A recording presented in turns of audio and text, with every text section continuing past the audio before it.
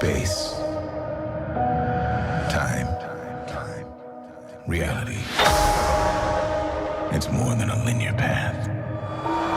It's a prism of endless possibility. The new series What If on Disney Plus gives us an opportunity to consider how changing something simple can drastically alter the outcome of some of our favorite franchises. For example, how different would the Marvel Cinematic Universe be if Peggy Carter replaced Steve Rogers as the Allies' resident super soldier? The outcome is pretty wild. It sounds like we'll get to experience a number of really fun timelines throughout this series, including one where Peter Quill is replaced by Prince T'Challa himself. What's more, it will be the final performance of the late, great Chadwick Boseman. I think it's fair to say the death of Chadwick Boseman took us all by surprise. On August 28th, this message was released on his Twitter. It's with immeasurable grief that we confirm the passing of Chadwick Boseman. Chadwick was diagnosed with stage 3 colon cancer in 2016 and battled with it these last 4 years as it progressed to stage 4. A true fighter, Chadwick persevered through it all and brought you many of the films you have come to love so much, from Marshall to Da 5 Bloods, August Wilson's Ma Rainey's Black Bottom, and several more. All were filmed during and between countless surgeries and chemotherapy. It was the honor of his career to bring King T'Challa to life in Black Panther. He died in his home with his wife and family by his side.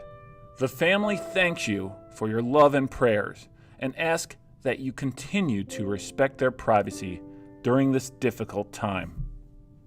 Chadwick Boseman was 43 years old, and he started his cancer treatment about a year before the premiere of Black Panther. At the time, Boseman was filming scenes for the 2017 film Marshall, in which he played Supreme Court Justice Thurgood Marshall.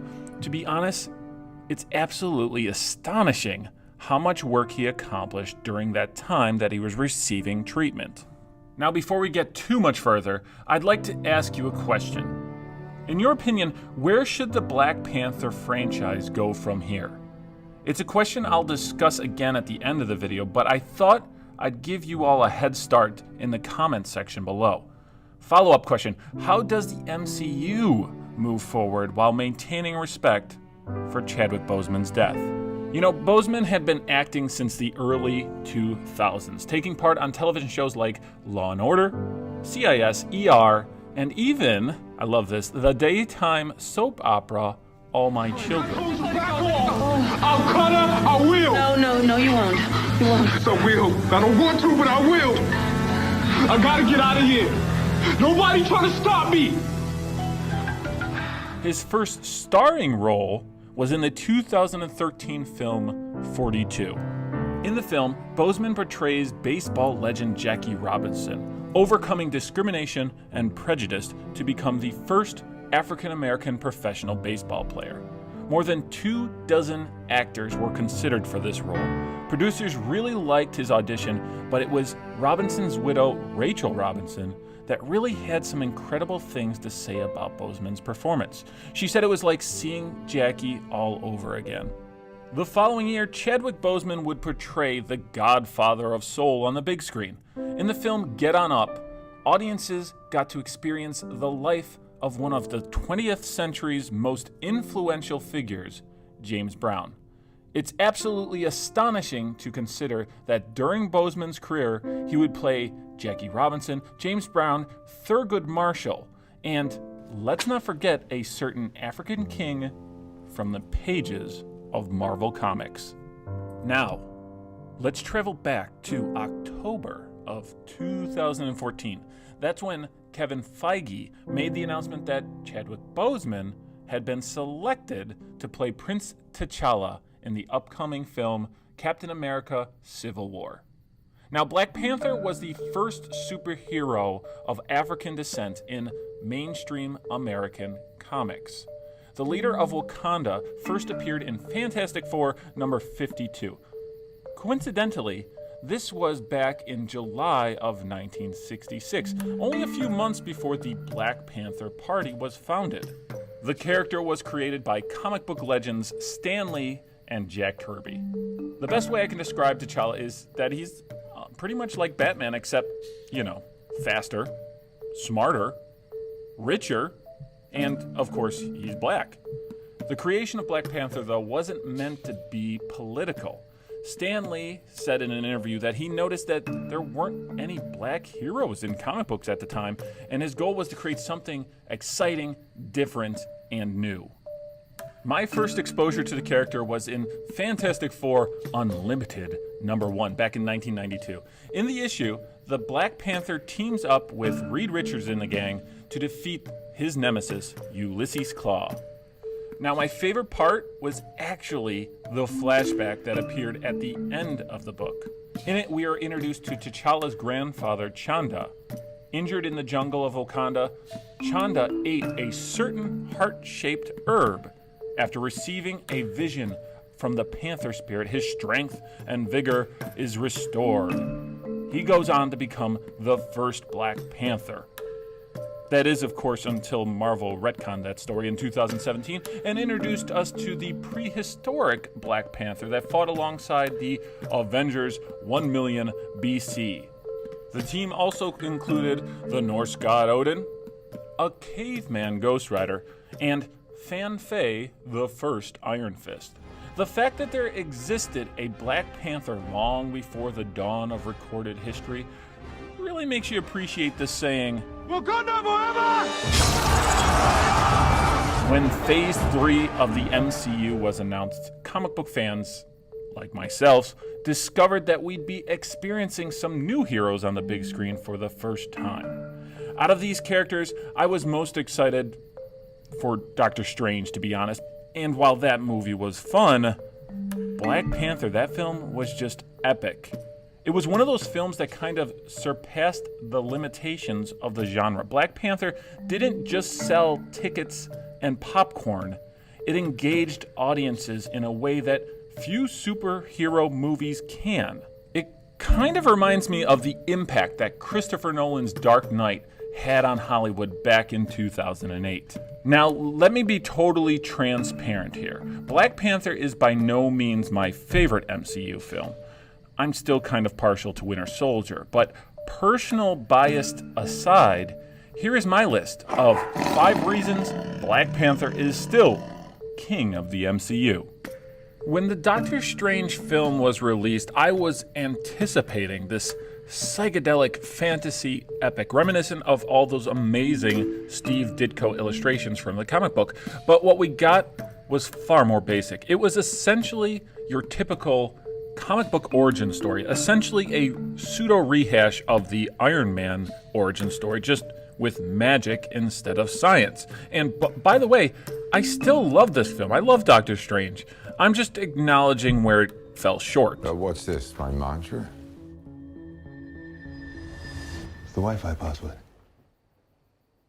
We're not savages. The brilliant part about Black Panther was they were essentially able to bypass much of that origin since the character was already introduced in Captain America Civil War. Film producers now had extra time for character development, epic action sequences, and some incredible world building. The scale of Black Panther was simply astonishing. One moment we're in Oakland, California, then all of a sudden we find ourselves transported to this fictional nation of Wakanda. It's the perfect blend of culture, nature, and technology.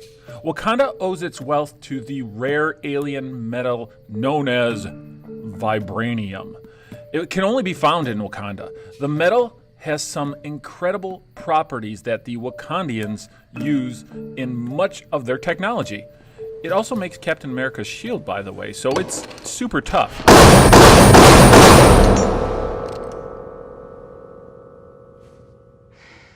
Yes, I think it works. Now, I have to admit that the city of Bernanzana is the best example of this Afro futurism that we see throughout the film. Some people call the capital of Wakanda the Golden City or Africa's El Dorado. They thought they could find it in South America, but it was in Africa the whole time. A technological marvel, all because it was built on a mound of the most valuable metal known to man. In total, Wakanda is made up of 5 tribes. I personally dig the Jabari tribe, which isolated themselves in Wakanda's snowy mountains. Their leader, M'Baku, is all kinds of awesome. You cannot talk! One more word, and I will feed you to my children. I'm kidding, we are vegetarians.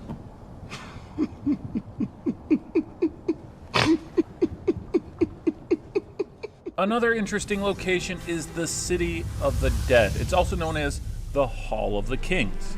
This necropolis is protected by the panther god Bast and is where people of Wakanda go to worship their ancestors.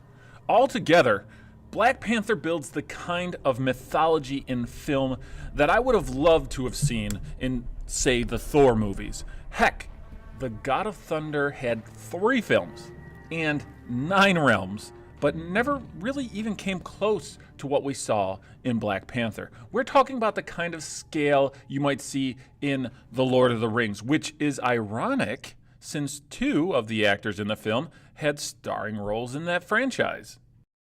All right, so get ready because I'm going to say something that could be controversial. Good musical scores in the MCU are in somewhat short supply. Now, before you get too angry at me, I will admit that the Avengers film score has kind of grown on me over time, and Guardians of the Galaxy is fine. It just gets completely eclipsed by the incredible pop music that plays throughout the film. Black Panther, on the other hand, that score is just another amazing element that helps to bring the audience into the world of Wakanda. It's wonderfully fast-paced at times, and at other times it has this amazing orchestral moments that kind of remind me of the 1980s comedy Coming to America. If you've seen that film, you'll know that's an absolute compliment.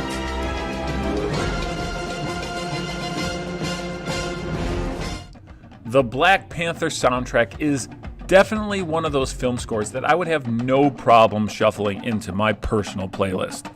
Another thing the MCU struggles with is really strong villains. And I'm not talking about muscle, I'm just talking about strength of character. Typically, they come off as either hokey or two-dimensional, which, you know, is to be expected since these are based off of comic book villains. But in Killmonger, we experience an intensity not found in any other Marvel film. While he's not as powerful as, say, Ultron or Hela, he's arguably more frightening. At times, actor Michael B. Jordan literally steals the show. You know where I'm from? When black folks started revolutions, they never had the firepower or the resources to fight their oppressors. Where was Wakanda? It's time they know the truth about us. We're warriors. The world's gonna start over, and this time we're on top. All right, and here's a fun little fact you might enjoy. Did you know that Michael B. Jordan was on the television show All My Children as well? He actually took over the role of Reggie Montgomery from Chadwick Boseman when the actor left the show. You know, it's crazy to me. This daytime soap opera thing must be the perfect place for great actors to practice their craft. So what happens to the little princess when she breaks into the school? For your information, I spent the night in jail, okay? Spent the night in jail, so you're street now, huh? Oh, would I get props for holding scissors up to a pregnant woman's throat like you did? Look, she doesn't have to be pregnant, all right? Oh, what's wrong? Am I scaring you? If that's what it is? Even before its release, Black Panther was celebrated for its cast. In addition to Boseman and Jordan, we experienced performances from greats like Forrest Whitaker, John Connie, Angela Bassett, Martin Freeman, Lupita Nyong'o, Andy Serkis, and Denai Guerrera of Walking Dead fame. I especially enjoyed Letitia Wright's portrayal of Shuri, which was a lot of fun. This corset is really uncomfortable. So could we all just wrap it up and go home? Every actor involved seemed to shine, which is rare in any film, let alone a superhero movie. Of course, we have to admit, Chadwick Boseman really shined as the Wakandan prince. It's something that has left most fans wondering, how will they find another actor to film that role? And should they? As we've seen with Robert Downey Jr. and Chris Evans, maybe it might just be best to retire the character. Or maybe another character from the film should take up the mantle, like Nakia, Shuri, or Okoye. Could Killmonger be resurrected by the Panther god Bast in order to reclaim the role as the Black Panther in a story of redemption? Or maybe the franchise should just end with one perfect film. To that point, I should probably point out that Black Panther remains the highest reviewed film in the MCU among critics, certified fresh on Rotten Tomatoes with a 96%, beating out films like Endgame and even the original Iron Man. And as I went into some detail earlier, it has earned that score based on its cinematic merit that should be celebrated in addition to the social-political relevance it had for black representation in film. In conclusion, I'd like to personally thank the late Chadwick Boseman for bringing Prince T'Challa to life. Watching you come out of that sling ring portal in Endgame still gives me goosebumps every time I watch the film. May you rest alongside your forefathers on the ancestral plane. Now, for all you watching this at home, don't forget, you've still got one more opportunity to experience Chadwick Boseman as our beloved Prince T'Challa, this time in outer space as one of the Ravagers in Marvel's What If on Disney+. A Ravager never flies solo. I said never flies solo. Is that some kind of catchphrase?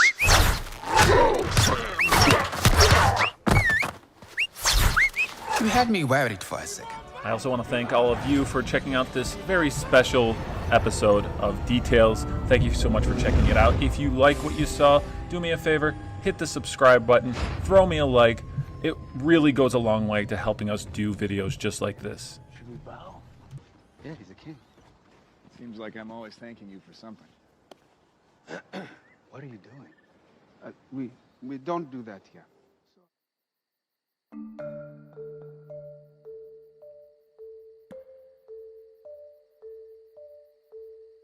So...